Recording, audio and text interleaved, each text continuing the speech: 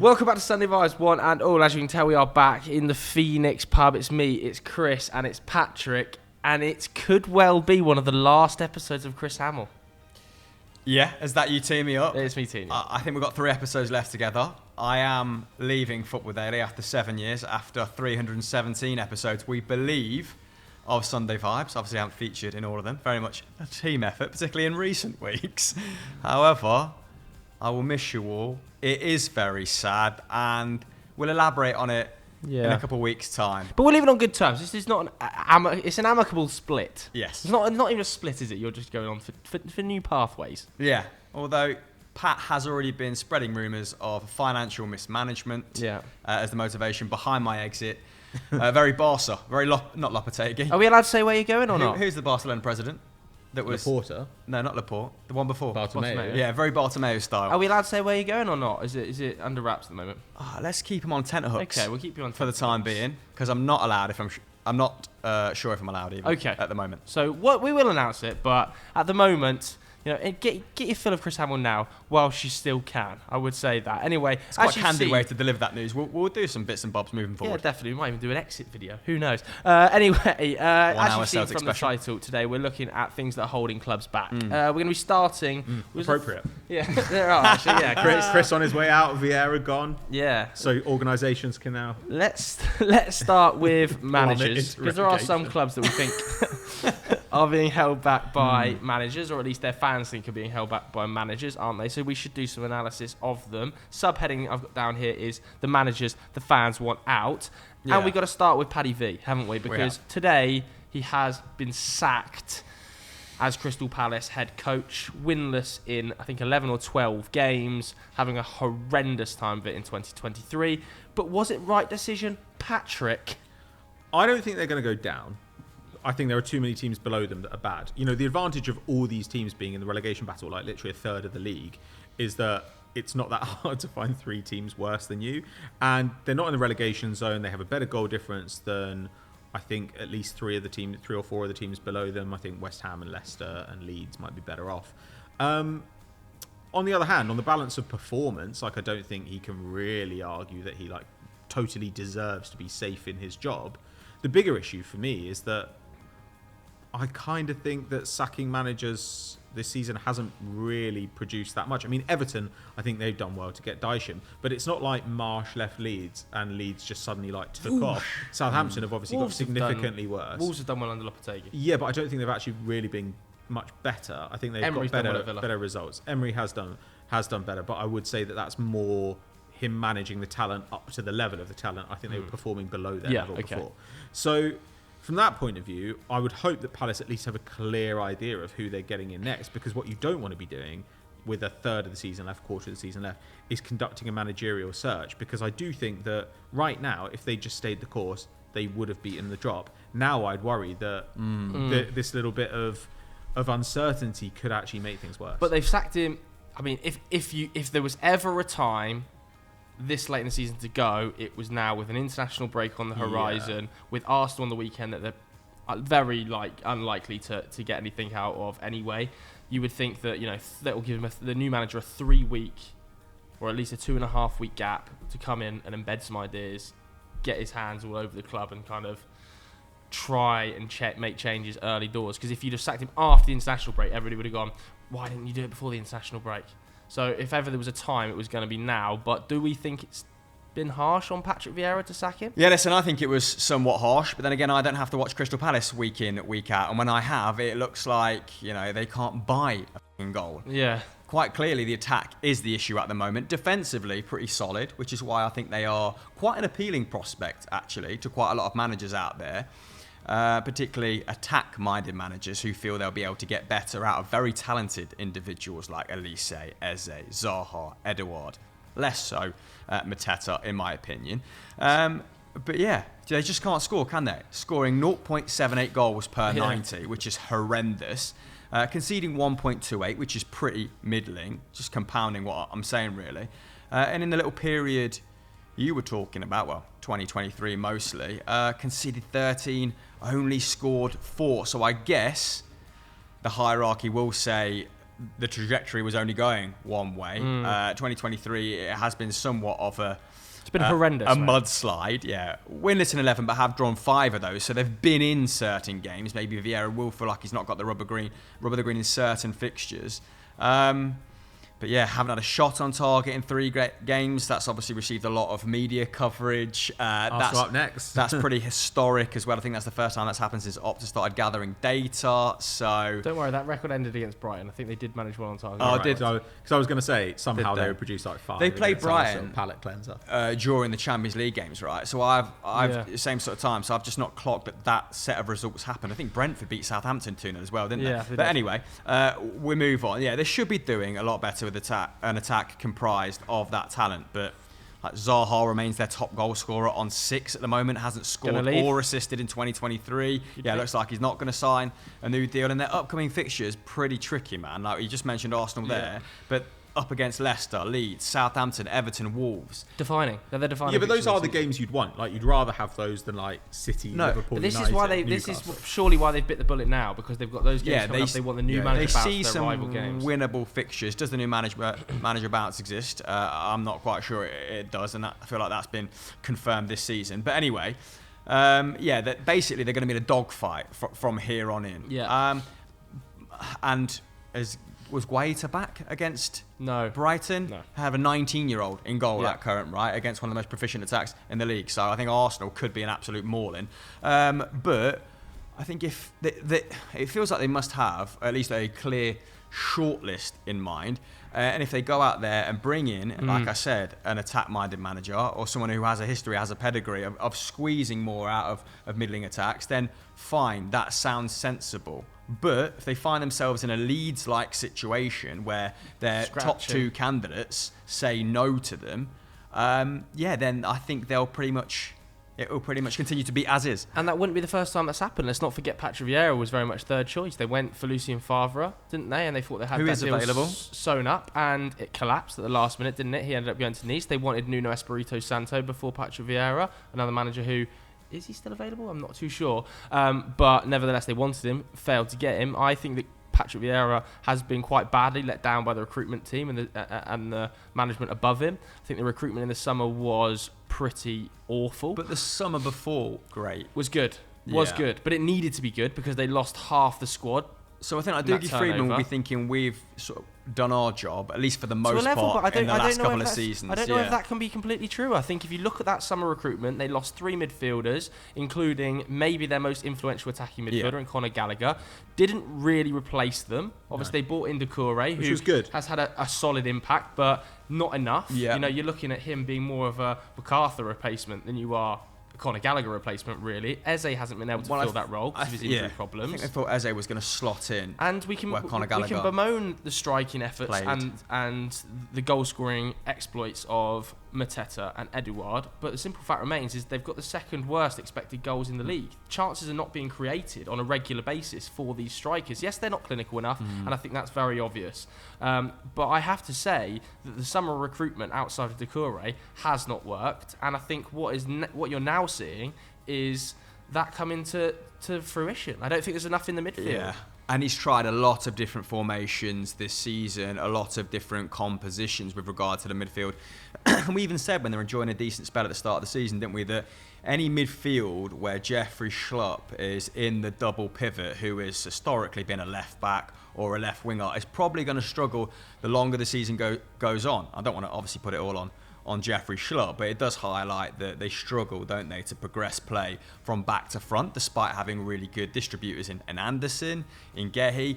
The fullbacks have been an issue. I do think the powers that be, they need to take their fair share of the blame for not upgrading at fullback in the summer, because Joel Ward has often had to play right back. Nathaniel Klein's powers have been on the wane for a little while. Tyreek Mitchell has never been good going forward. So if you're going to have real absence of creativity in the middle, you need it in wide positions, and that's just not happened. There's a chasm in that midfield. I agree. did they pursue any targets that they missed out on that really would have fixed it? They were pursuing Aaron it? Wan-Bissaka in January, weren't they? Aaron Wan-Bissaka. And that obviously never came to the forefront. They brought Chris Richards in from Bayern Munich, who had played in that fullback berth. He's obviously had injury problems when he's operated. He's generally played at centre-back for Palace. Overall, the recruitment hasn't really worked, but I do feel that Patrick Vieira hasn't got enough out of the creative players in this side over the last 3 months in Elise, in Eze, in Zaha, for a mixture of injuries, tactics, whatever. It's not quite worked. Who do you think could come in then to replace him that is going to work and will get some creativity out of those guys? A lot of the good available coaches are defence-minded coaches, They don't need right? a I don't think that matters. If they're already okay at that, though, my rationale there would be like, I don't know, if they went for a Benitez, for example, would they be better off like rolling the dice and going with a Hasenhüttl or a Gerard Sione, who was at Bayer Leverkusen before, and they were flying at various points? I think he's the most obvious candidate by far. I think he's the best possible manager available to them right now, because I think he speaks the language. He plays with a back four, whereas some of these guys are going to want to come in and like completely change things up, and they do not have wing back types. And I can really see how the talent would fit into a 4-2-2-2. You know, obviously you'd want to have Eze fully fit, but you could imagine a front two of maybe Edouard and Ayew, and then Zaha and Elise on the wings, and then Doucouré plus another in midfield. And you've got quite rangy centre-backs. I think that all works pretty well. And he was able to keep a Southampton side with less attacking talent than this in the division, season on season. Like, let's be honest, they have way more talent in attack than they are currently showing. There's no way they should be the second worst team in the league in attacking terms. It just shouldn't be the case. They've got too much quality there. Even if you just had Zaha and Elise, that should be enough, really. So I think that is probably what I'd go for. He's primed to come in and deliver an immediate impact. He'll get the team pressing, which I think is something that they've needed to do for a while. I actually think that would make a lot more sense than, we're going to get a guy in who really sits deep, tries to get the attack from good to great, but get the defence from good to great, but the attack basically runs itself. That clearly I don't think is going to work. Yeah, it's the reverse of that, isn't it? Yeah. Like, I can't see the defence bottoming out, even if they bring in an attack-minded coach. Yeah. I'm quite bullish on the squad. I think the squad is actually decent. Fine, right? I think there's a huge hole at right back. Midfield, is, as you say, it's been gutted. But actually, the rest of the squad, this is a team that a couple of years ago, we were looking at them and we were like, wow, what are they going to do when Tompkins drops off or whatever? Yeah. This side has massively upgraded since those days. It's far better than it was. The days when you're running out, MacArthur, Milivojevic, double pivot. Like, this is a seriously better side. He came back in for either, I can't remember what I watched, the Liverpool or the Brighton game, Milivojevic, and he was awful. Doucouré's form has dropped off of late. Like, we like that signing. He made a good start. It looks like him and Sambi could be a decent little double pivot. I don't really know what type of player Sambi is, but I've seen like shades of things I like. So it might be worth continuing with him. But yeah, he's not been able to strike up a partnership with anyone. Like, Will Hughes hasn't worked, or Schlupp hasn't worked. So I do think it's that area they need to focus on, and then with an emphasis on stitching the midfield to the attack. Yeah. Okay. Let us know what you think about the Crystal Palace situation, Patrick Vieira, and who they should appoint in the comments below. What was Zach just flagging on the phone, by the way? It was hitting the table. Right. Probably me. Is it me that's hitting the table? All of us hitting the table, so apologies at home if we are hitting the table too much. I know it's a regular complaint of the comments. Let's talk about some other managers down scratching around in the relegation zone that probably shouldn't be in the position they are. Starting with Brendan Rodgers' Leicester. I mean, they're currently on course for 35 Premier League points this season. In the summer, Brendan Rodgers said, my target is to get to 40, so he's going to be underperforming his pre-season target, which was to stay in the division. They're 16th in the league, of course.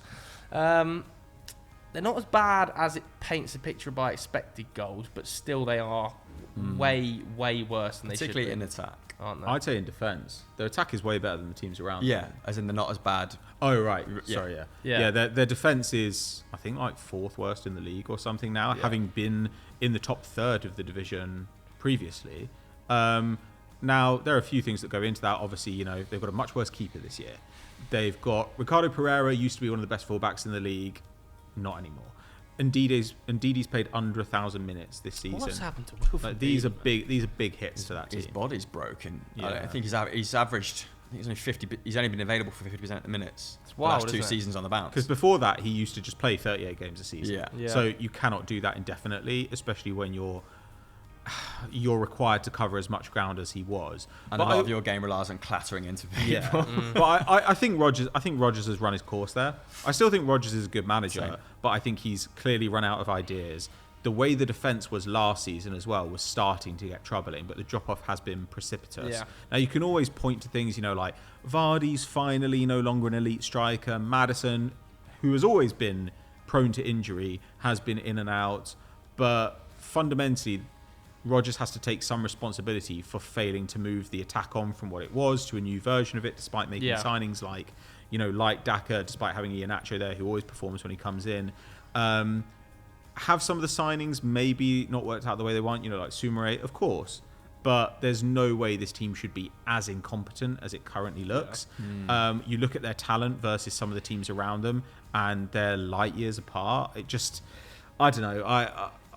I don't think this is not often when we're talking about managers getting sacked. It's like so and so's crap, like they can do better. In Rodgers' case, I just think that he had a lot of ideas early on. He made tweaks, improved them, and then they've been steadily on the slide since about 2019.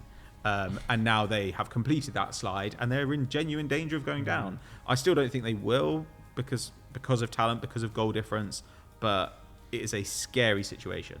Yeah, I mean, at the back, the replacements for Wes Fofana and an injured Johnny Evans haven't really worked, have they? I think Wout Faes has shown glimpses that he's an okay defender, but too Very often rash. a head loss, way too often out of position defensively, flying into tackles. Everything Sancho was criticised for is also evident in I totally Faes' agree. game. He's like Cuti Ramirez without the Cuti Ramirez ability.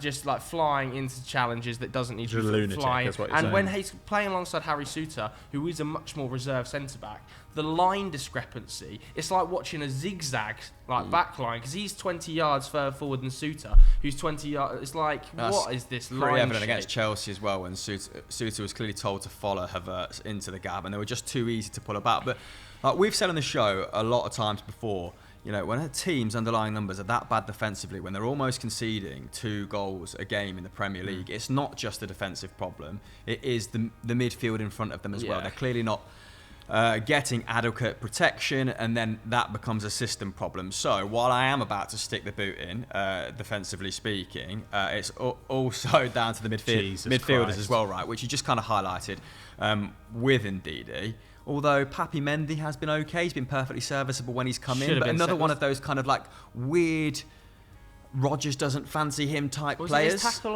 on Joao Felix at the weekend? But Leicester probably should have beaten Chelsea. Yeah. Leicester created more than Chelsea did in that game, and if they'd won that, maybe we'd be like, everything's fine. But that was a lot to do with game stats. I feel like Chelsea were quite comfortable. Sure, but but to be down and still to create that amount of chances, that takes a certain level of quality. Yeah. There are teams in the league which cannot do that, whether they're in a bad game. I do think as well, we brushed over it. You brushed over it at the start. Danny Ward in goal. I think he's by post-shot expected goals. We're talking the fourth worst in the league. -5 goals, and it's not just post. It's hard to quantify, but it's not just post-shot expected goals. It's the lack of confidence that provides it's the the back line in intangibles, terms of yeah. defensive line. I think we can all. It's talk not even about, funny though. It's actually kind of we sad. can all talk about post-shot expected goals, about his actual shot stopping, but when the defensive line doesn't feel confident about his ability behind them, they end up dropping Particularly 5 yards when, deeper, and that how allows some starkly space. does that contrast with Kasper Schmeichel, who came before, who would never, confidence was never an issue with him. Even when he was rubbish. Exactly. And his distribution was significantly better than Danny Ward's. But they look like they turned a corner. 4-2 against Villa, 4-1 against Southampton, against Spurs. Sorry. That was great. But then Iheanacho. I think only won one of the next 6 games, including 0 in the last 6, possibly I don't think even. they've won any of the last 6 yet. You look at the Arsenal game, okay? Arsenal recently. Sorry to cut it, but Arsenal recently have actually been quite porous defensively. Bournemouth were able to get at Arsenal, Everton were able to get at Arsenal. Arsenal's defence has actually. Well, it's a bit different because of the rotation. But in the league, teams have been able to cut through Arsenal. Leicester had 1 shot from range against Arsenal at their own ground. Yeah. So, I mean, that's what I was just about So to move into, really. It's actually, I don't think they've won any of the last 6. They've lost 5 of the last 6 even. But it's the manner of those losses, and it's drawing comparisons with the whole Vieira at Crystal Palace situation, and that it looks like it's only going one way. Shipped 4.25 XG against United, 1 shot on 34% possession at home against Arsenal, 0 shots on target in the Southampton game. Did deserve probably a draw from that fixture.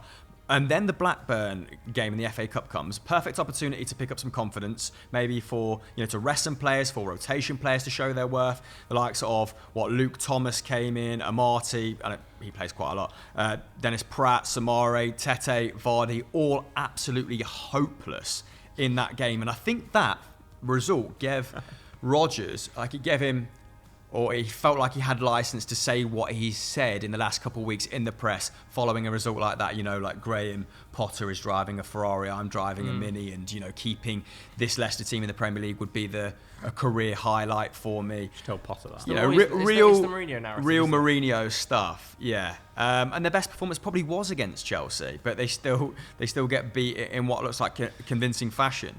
But yeah, the biggest discrepancies, man, Danny Ward is a huge problem at this point, and his understudies like Alex Smithies and Daniel Iverson must be either really bad or thinking what do we have to do to get some time here. We've seen the effect Neto coming in at Bournemouth has had when he replaced Travers. It's been a 13-goal swing in post-shot XG. In January, Leicester should have just got a really experienced, competent goalkeeper, and it really would have helped. Obviously, hindsight's a wonderful gift. Keylor Navas is going forwards. They're gettable. And Vardy, we say Vardy's 37, he should have been replaced by now. The goals have dried up, yes, but it's not this hasn't been coming. And he's been given 1,200 minutes in the league this season. Dak has 7 goal involvements in 750 minutes or something. Vardy has 5 in 1,200. So it's not just that he's not, trusting new players. He's not successfully phasing old ones out. When you buy Yannick Vestergaard for 17.5 mil in a bid to turn over your defence, I kind of feel like you deserve everything you get from a defensive standpoint. I don't know, man. He's one of those rare managers who's never done a bad job anywhere he's been, in my opinion. But it's approaching that now at Leicester.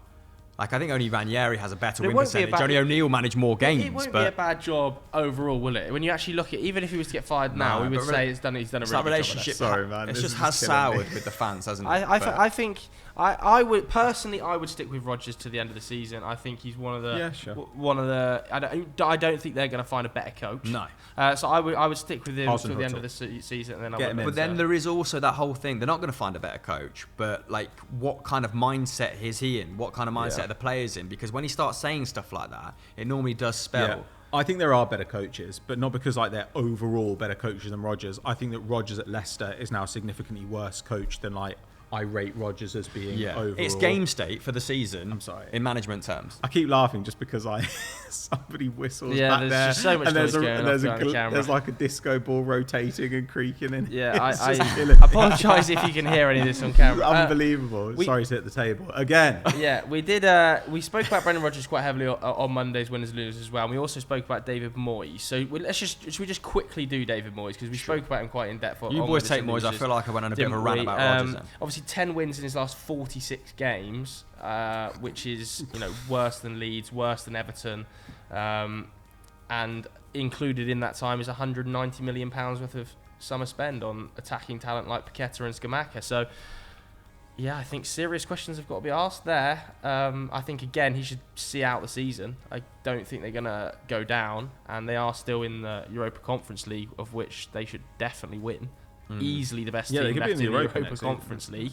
But my word, to be 17th in the league with that squad, and Scamacca being benched for Maxwell Cornet, the third choice option behind Maxwell Cornet up front is bizarre. Man. And rumours that they might want to swap him with Inter for an elderly Edin Dzeko. Did you hear that? No, I didn't, but stinks. But I do think that they are comfortably the best team of the teams in the relegation battle. They have the best stats. When you watch them, they're the best. They have the best talent, probably. I think of the managers we've discussed here, Vieira, Rodgers, Moyes is the one who deserves to keep his job the most. I think the issue, though, is that they also had the biggest expectation of any of the teams down there. Course. Given they finished, where did they finish? Seventh last season, and they got to Europa League semi-final. But we did say last season look, their underlying numbers last season, I think, were about 9th in the league, so they overperformed then, and this season they've underperformed, but it looks a lot worse because of that overperformance. But we said last year, when like Declan Rice was playing every game, we were like, there may be a cost to this. Well, the cost is coming now, and it might be steep. If they get relegated, it would be insanely steep because they don't really deserve that. That'd be a disaster, man. But I mean, also Antonio's fitness, big problem. Bowen's drop off, big problem. I don't think that these are just attributable. Like, if you're gonna, I get that if you were giving Moyes credit for it last year, then you've also got to kind of debit him for those this year. But it feels a little bit like it's not just down to Moyes that suddenly Bowen has got kind of a quarter of the goal contribution that he did last year. It's not his fault that Antonio is less available. Like, they did go and get a striker. But is it not his fault that the attack isn't as functional, even though he signed better caliber of players? Yeah, of course it is. I'm not saying he doesn't deserve any criticism. I'm just saying that if Antonio had been as fit this season as he was last season, I think they'd be better off. I do think that Bowen has performed below the level he did last season, and that's not just down to something Moyes. I actually think Moyes is kind of his tactics are basically the same. But surely the point of signing Scamacca was that Antonio didn't have to play this many games. I know. And but those are always a gamble, aren't they? But I agree, but he's played well when he's played Scamacca. He's played okay when he's played. I think, especially in Europe, he's been good. We are getting drawn into a position, particularly with Moyes, and maybe I did it with Rodgers a little bit though, of mainly judging them on their failure to implement new signings into the side when there is extenuating circumstances that are mitigating circumstances that he might not have recruited Scamacca, for example. That might have been a club signing. So I don't think David Moyes was asking for Scamacca. Yeah, I don't think he was at many Sassuolo games. So you have to give them a certain amount of bandwidth. If it's not someone he's been hell bent on, I would say, but also Paqueta's not playing like a £50 million player, one of the most exciting signings of the season. Do think he'll get better, but I think, is that down to a function of the role he's playing in that team though? Yeah, but that was always going to be difficult, wasn't it? Because he had that weird flex position last season at Lyon. The question was, could he play a similar role? And leagues do have different styles. I wrote something about this recently with Kai Havertz and Nicolas Pepe. It wasn't a mirage that those guys were good in the leagues they're playing in. There was a role for them to play which maximised their talents in those leagues that doesn't really exist in the Prem. Well, in the Prem, Paqueta has either got to be a winger, or he's got to be a 10, or he's got to be a central midfielder. He can't have the same kind of free role that he had at Lyon, which is kind of what made him great. More defence than an attacker, more attack than a midfielder. Here he's kind of required to play a normal conventional role, or at least he is in a Moyes system, who is not going to do some kind of like funky Pep tactical stuff to get the best out of that player. I don't know, I kind of feel like this has always been the case with Moyes. I think it was the case with Moyes when he got the Man United job, which is that Moyes can, given time, create a really good system that does a really good thing, but at a certain point you can give him as much more talent as you want. He's never really going to go above that level because it's just not the way that he manages. He manages in a system that he's comfortable with. This was his last hurrah, wasn't it, in terms of like exceeding those limitations that had been previously like put on him or had been levelled at him, but he's not quite done it again. It was €193 million spend in the summer, wasn't it? Like people are right. Like, it's perfectly reasonable to ask for better results, but okay, it'd be great to get him out of the league. I'd love to see the back of. But again, terrible. But again, what available manager utilises that talent like significantly better than Moyes at the moment? Because their underlying numbers do put them mid-table, and I think if you're saying massive spend, transitional season, and they are 10th, 11th, you're like, that's fair enough. But the issue is that you can look at the teams around them who they've recruited, Unai Emery and Lopetegui, and say, should West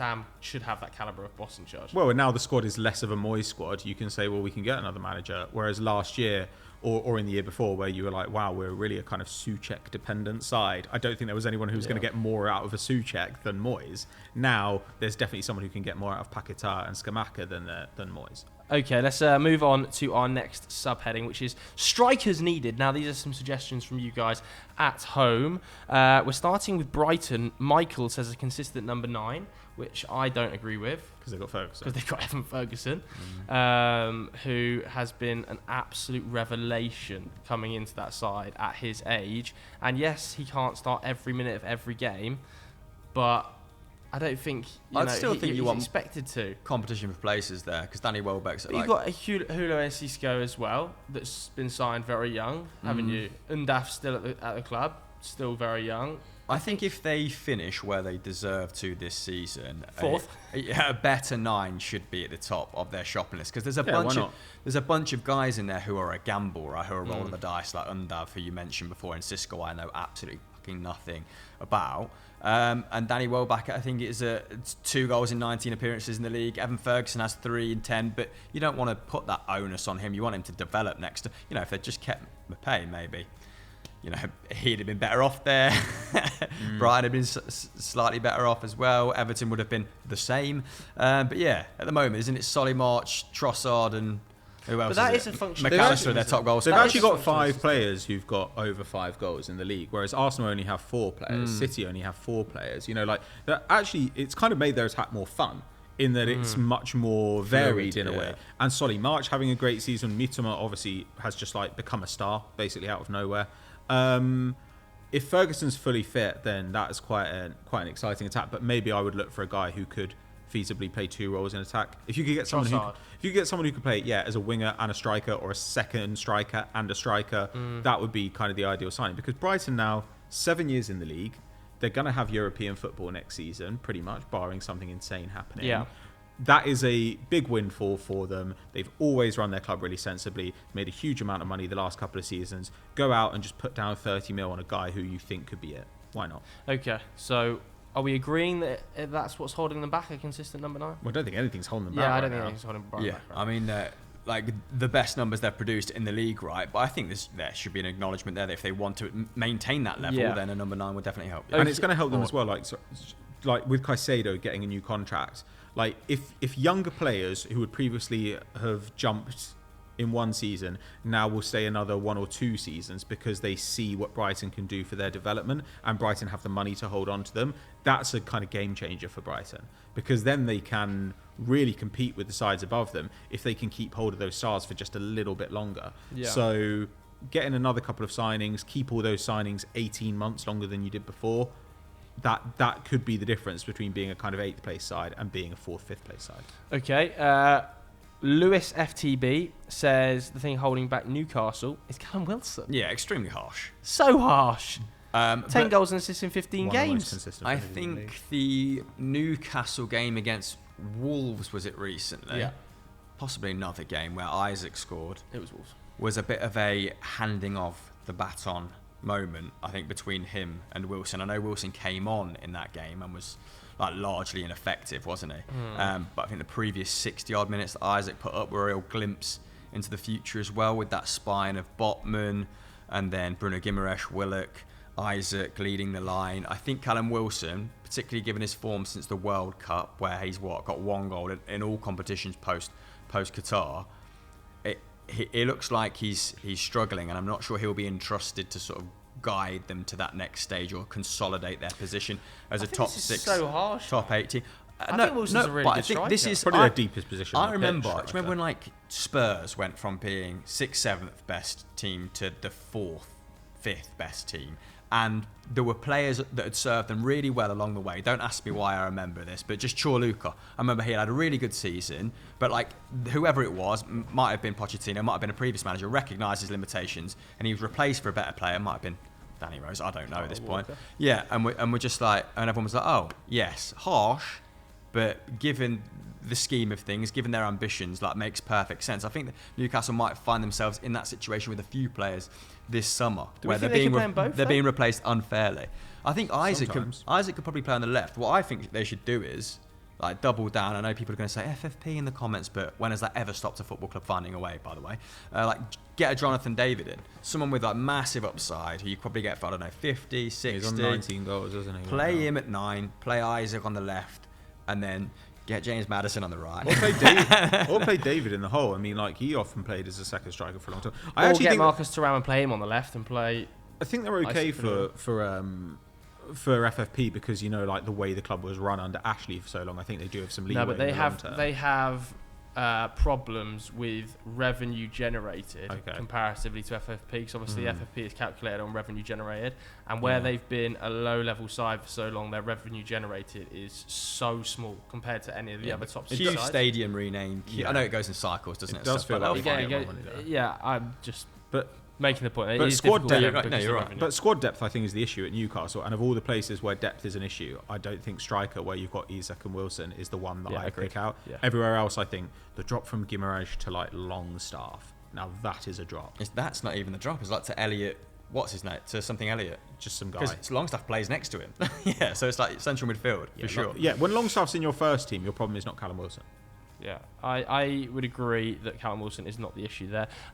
We've got Football Appreciation, who says Wolves not had a striker score a league goal in over a year. Which You is love this. You crazy. love That this. is That is a an issue. crazy stat, man. That is I'm an sorry, issue. that is ridiculous. Over a year. And obviously the strikers they've signed Sounds like just Man have been a United. disaster, haven't they? Yeah, to be fair, Man United's striking situation, not ideal at the moment, but not the level of Wolves. Hwang Hee-chan, Diego Costa, Raul Jimenez, Mateus Cunha, just can't buy a goal. Kaladzic. Some of those are a bit Cannot rough, buy a though. goal. Although Kaladzic has been out. do we Costa's count old. Hwang Hee-chan as a striker? No, Because if forward. we do, then he has broken the curse of over a year for a striker at true. Wolves, because he scored against Newcastle, didn't he? But clearly, they signed Sasa Kaladzic and he snapped his ACL first game, so they have been Yeah, very it's rough. unlucky as well, haven't they? And no one was expecting like big things from Diego Costa, were they? Like he was literally a warm body at that point. I think Yeah, it's exactly. 0 goals in Absolutely. 713 minutes. I was actually surprised to see he got 713 minutes. I mean, Mateus Cunha needs to start scoring some goals. He's They injured have- now, isn't he? They have paid. I think he was back against Newcastle. Correct me if I'm wrong, comments, but I think he actually came off the bench against Newcastle. But he needs to start scoring some goals, given he costs, what, Yeah. 40 mil? Who's their top goal scorer at the minute? Like Podence, who's like the Podence. Poundland, Eden Hazard, and you've got Ruben Neves in central Yeah, midfield. Podence like, has got five, taking hasn't he? pens, taking free kicks. I think but it's him, Neves, and then Adama Traore on two. pretty brutal, isn't it? They need a goal scorer really, really badly. Southampton, the suggestion here came from Alex. He says, the hiring of Nathan Jones, the ability to put the ball in the net, Mohamed El Yunusi, Southampton. Yeah, so I mean, Take your pick. I put Pick a this in mix. the centre forward section because of his comments about El Yunusi. Not that I don't think He's not anyone even a was striker. expecting great things It's from not El his Yunusi. fault. He shouldn't be playing. But their forwards, yeah, like Adams, Armstrong, Aribo, El Yunusi, as a collective, like is What about rough. Iheanacho? But they've signed a lot of new strikers already, so it's not Big about boy. recruiting anyone new. It's about Onachu, was it Mara, Adozi, Sulemana? Like they're gonna have to start getting Orsic. output out of these guys. Orsic straight away. Yeah, they badly need some goals. Although Ruben Seres has had great results since he's taken charge. He's lost 1 of 4 games. He's beaten Chelsea. He's Lost drawn to against Brentford as United. well, didn't they? Oh yeah, Midweek. subsequently. So And they beat 2 5. Chelsea in like the only way they ever beat They anyone. drew against United, although helped by the Casemiro red, obviously, in the 20th minute or Pretty whatever. grim. They actually put up some shots though in that game.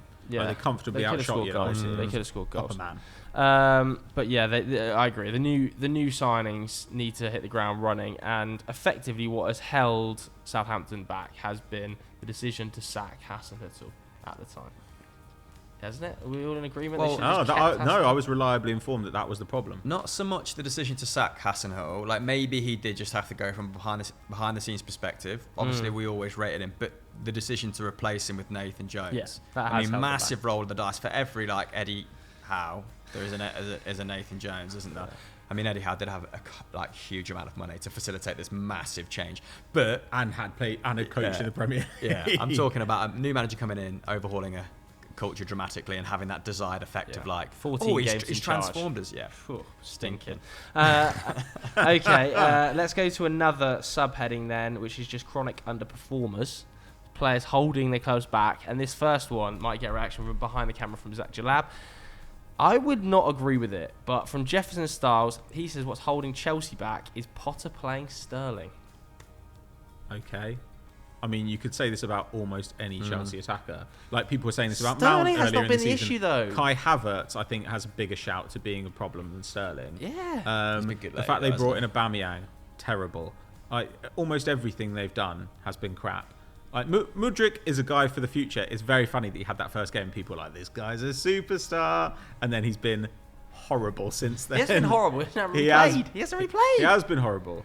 He hasn't really played, He's mate. played quite a bit. He's serious. He's had majority sub appearances in subsequent. Yeah, but he games. should like that. He's coming on against tired defenses when the game's a bit more stretched. I But think I it's don't know, very man. harsh to say that I he think is you what's could make holding this. them back. I think you can make this argument about literally any one of them. Definitely don't think Sterling's been holding the back. I actually think he's had a massive injury problem since he's come back from his injury. I think he's looked maybe their most dangerous player in forward areas alongside Joao Felix. I know Kai Havertz has had a couple of good games where he does every season where he looks technically fantastic, and then suddenly goes on a run again where he can't score goals.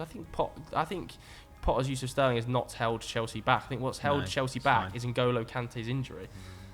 I think if N'Golo Kante had not been injured this season, that Chelsea would have been way higher. Reece James as well. And Reece James' injury. Potter's use of Sterling is quite emblematic of like him trying, like he's trying out a load of shit. Like he's not being belligerent. He's being like flexible. He's not adhering to the players, but like Sterling started the season at left wing back under him, didn't he? And now it recently has played as like a false sort of 9 when Havertz has moved out wide. So like I think Sterling, is trying his utmost in unfamiliar positions, and he seems to be buying into what Potter's doing and being professional like he always is. So yeah, I think he's been fine. But what would you boys say moving forward then is going to be Chelsea, or what is Chelsea's optimum front three? What would you go for in this without, because obviously Nkunku arriving in the summer? No Nkunku. No Nkunku. For the rest of the rest of this season, it probably for me is Joao Felix, Havertz, and Sterling. Yeah, I think you basically have to run that, don't you? Got no choice. I know that Mudryk is going to want more game time, but like Pat says, he's going to have impact off the bench when teams are a bit more stretched. I think Mason Mount, unfortunately for Mason, I think he's a fabulous player, but isn't having a good season and isn't part of their best front three. And in that role, Joao Felix is just better than him, like floating around, getting in behind players. So I think Mason Mount may end up leaving in the summer, sadly for him. But where do you think he should go? No, I'm pumped to see that. I think he should, for his career, he should go to Liverpool. I think it'd be a wicked signing. I think to play in midfield with Fabinho and another player as a midfield What three. about him and Rice side by side in the Arsenal midfield? No, I don't think Arsenal. I think personally, Liverpool would be great for him. Liverpool would be a fantastic fit. Particularly if they're like priced out of a Bellingham move. Which I think they will be. It's actually perfect for both parties, I think. And I think that would be a big mistake by Chelsea to let him go. Yeah, same. To the top Feels inevitable at the moment, doesn't Hasn't it? Hasn't he rejected 180k? Yeah, but they've got a choice to not send him out to Liverpool, haven't they? They could accept a lesser amount and send him abroad. But he's got to agree to that. Another team's got to come in from abroad that he finds as attractive, because he could just say, "Okay, I'll do." Have a lot of suitors, man. Yeah, but he could just say, "I'll do another." Probably not at homegrown English prices, and he could easily say, "I will have another year in the Premier League, and then I'll go to Liverpool for free." At which point I'll be 26, something like that. 25, 26. Not that bad. Yeah. Either way, I think huge payday from Liverpool. You know, to add to the whistling, to the noise coming from there, I think someone is smoking weed as well. I was going to say this before. Yeah. This is just.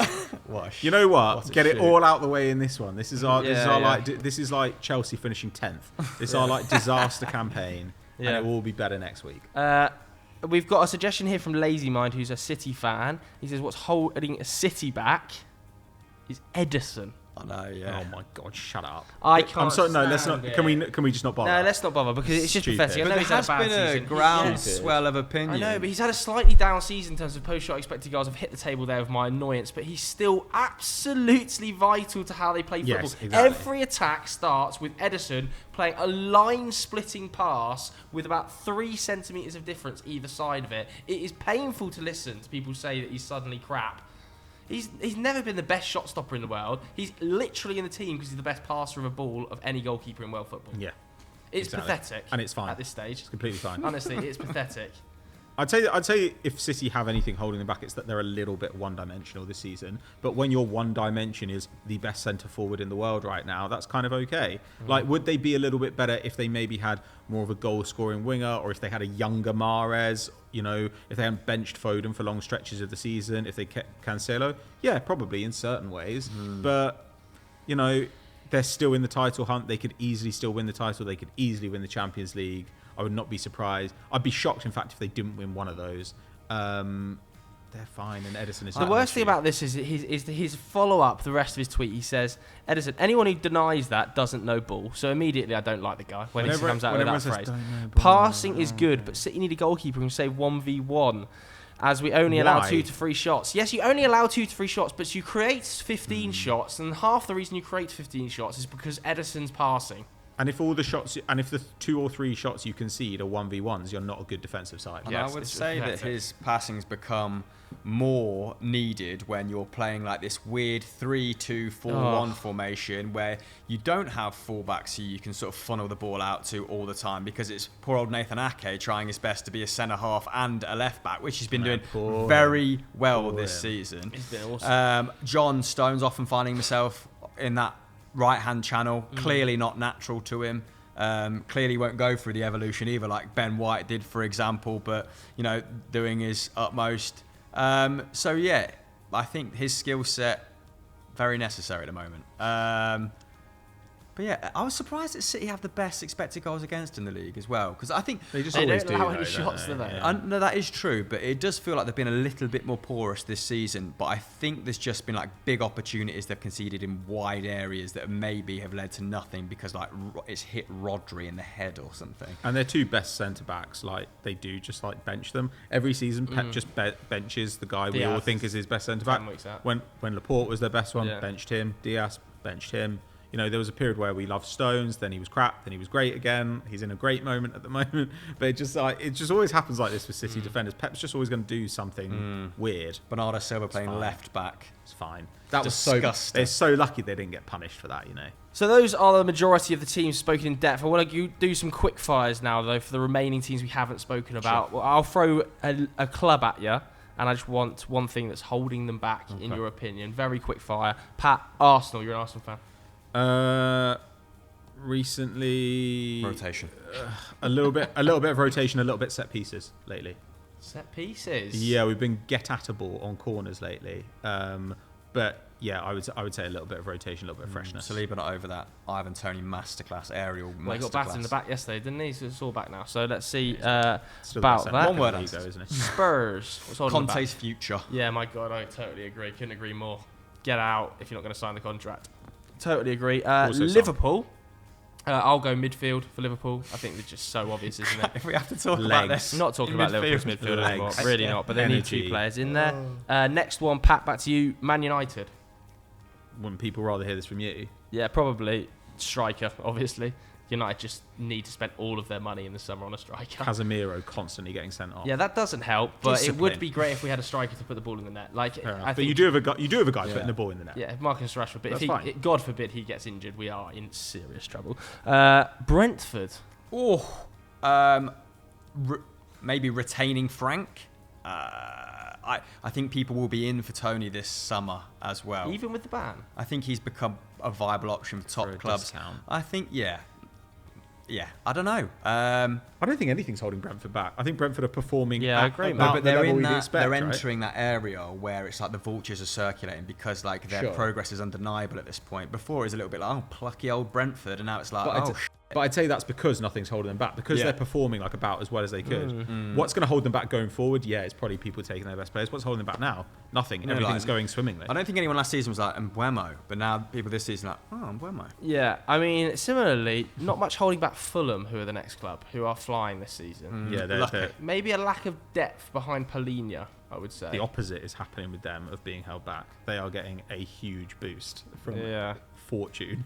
Aston Villa.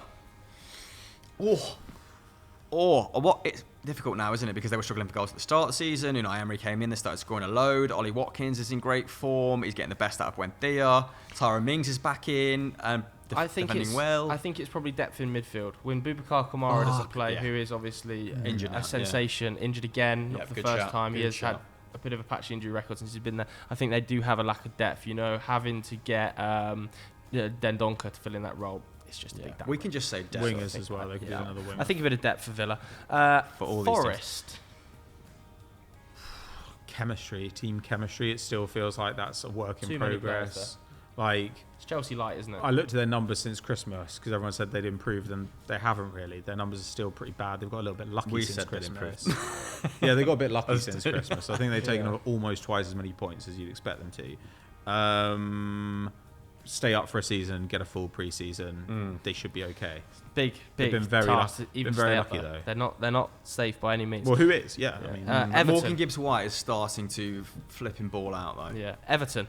attacking talent. Yeah.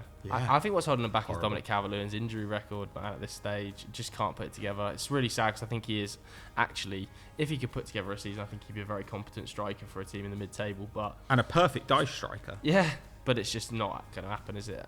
Seemingly. I'd actually such a nice guy. He's like the evolution of, like Ashley Barnes, Chris Wood. He's like the final evolution Pokemon style. The two stuck together. For So the good in the air. ultimate, dice striker, and he's just been denied him. Bournemouth. I think Bournemouth are playing probably about as well as you could expect at the moment. Neto's playing really well. Why have I mentioned him twice on this show? Not mentioned him previously all season. I think they've made some really smart signings as well. Ouattara has looked great since he came in, linked with Enzo Lefebvre, obviously. Gary O'Neill, no? I don't think anyone would get more out of this. So I think he's doing a serviceable job, man. It's difficult, Bournemouth, isn't it? Maybe they could have come out of Arsenal and Liverpool with 6 points, man. They really could have. Holding them back. Do you know what? Talent. It's always talent. I'm going to say facilities. Has anybody been to the Vitality? It's disgraceful. It's a shit. But personality. Leeds. God. God's holding them back. Divine consistent intervention. presence at centre forward. Like a full season of Bamford fit would go a long way. It's the same as the Dominic Calvert-Lewin situation, isn't it, with Bamford? And now he did Adams score is out. recently. Good goal as well. It did take a bit of a deflection. Took a big deflection. Yeah. What are Leeds fans saying at the minute? Like, I don't know. They've just always been really porous, and Tyler Adams being out is going to hurt them down the stretch. Rocker's coming back in there, right? Yeah. I think he could be okay. They just honestly need just a solid back line and a consistent presence at centre forward, and I think Leeds would be fine. Their underlying numbers I still think are 11th in the league. They're kind of okay. I kind of think they're going to be safe. I hope Leeds. so. Yeah. I would like to see them. I kind of think they're going to be safe. All right, there we go. Anyway, those were all 20 Premier League clubs analysed in terms of one thing that's holding them back. If you enjoyed this episode, please do let us know in the comments below what you want us to speak about next week. Have a good word about Chris Hamill down there as well. Have a good word. Say something nice about Chris Hamill in the comments below, please. Anything you want to plug? What was why you're wrong on this week? I don't recall. I wrote it last week. No, it wasn't. It was on Vinicius Jr. It was on Vinicius Jr. and his treatment Just in tap Spain. the table there again. So Fine. my bad. But go and watch that if you want to. Like, subscribe, all the usual YouTube calls to action. Thanks very much for watching. We'll see you later. Bye.